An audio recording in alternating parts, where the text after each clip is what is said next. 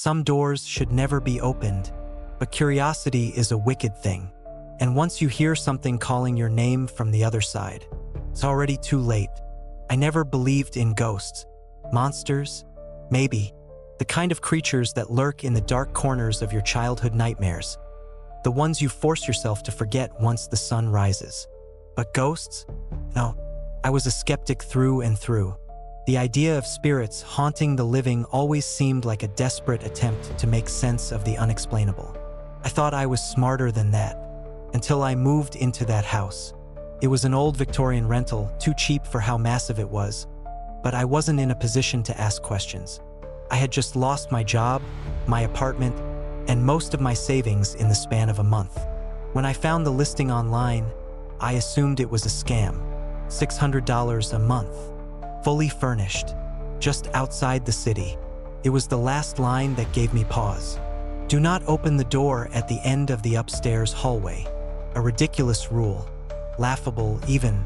I signed the lease the same day. That was my first mistake.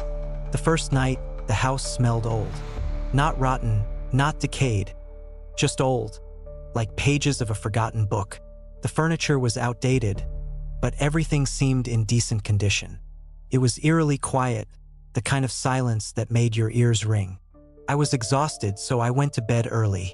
I woke up at 3:12 a.m. to a sound I couldn't immediately place. Scratching, faint like nails dragging against wood. It was coming from upstairs, from the end of the hallway where the forbidden door stood. I told myself it was mice. Then I heard the knocking. Knock, knock, knock. 3 slow, deliberate taps. I held my breath, waiting, hoping I'd imagined it. But then, 3 more knocks. Knock, knock, knock.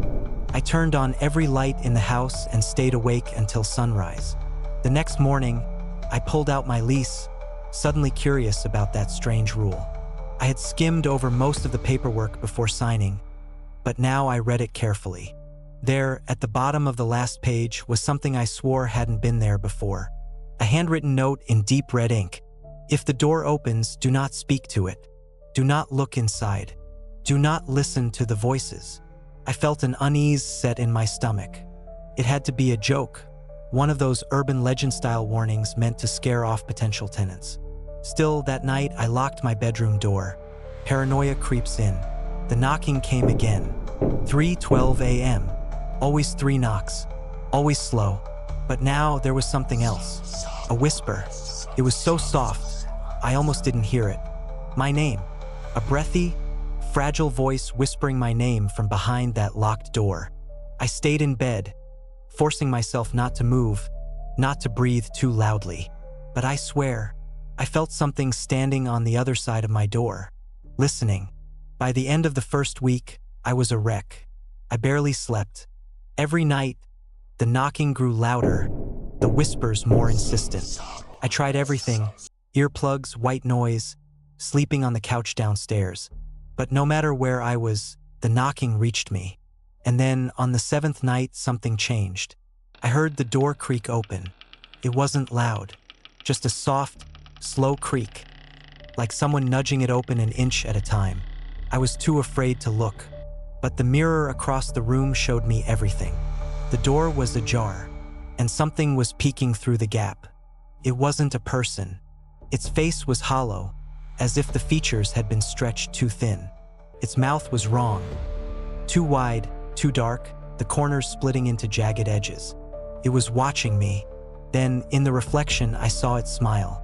I turned away, shut my eyes, and forced myself to pretend I was asleep. I tried to leave. I packed a bag and made it as far as the front door. But the moment my hand touched the doorknob, my vision blurred. The house around me seemed to shift, as if the walls were breathing, stretching, closing in. A sharp pain shot through my skull. I woke up in my bed. My suitcase was gone. My keys were back on the nightstand. And the door at the end of the hall was wide open. The whispers were clearer now. Come closer. Just one step. Let me in. I was losing my mind. Every night, the door opened wider. Every night, I saw it in the mirror, waiting, smiling. Then last night, It spoke without whispering. It was deep, guttural, a voice that didn't belong in this world. Let me in. And I don't remember what happened next. All I know is that I woke up standing at the threshold, 1 foot inside. The air beyond the door was thick, oppressive, like stepping into a different reality. I didn't see what was on the other side, but I felt it. It was infinite. It was starving, and it wanted me. I stumbled backward, slammed the door shut, and locked it. But I know that won't be enough, because I heard it laughing. I'm writing this now while I still can. If you ever find yourself in a house with a locked door, a door you've been told never to open, leave. Don't ask questions. Don't get curious. Don't wait for the knocking to start, because once you hear it, it already knows your name.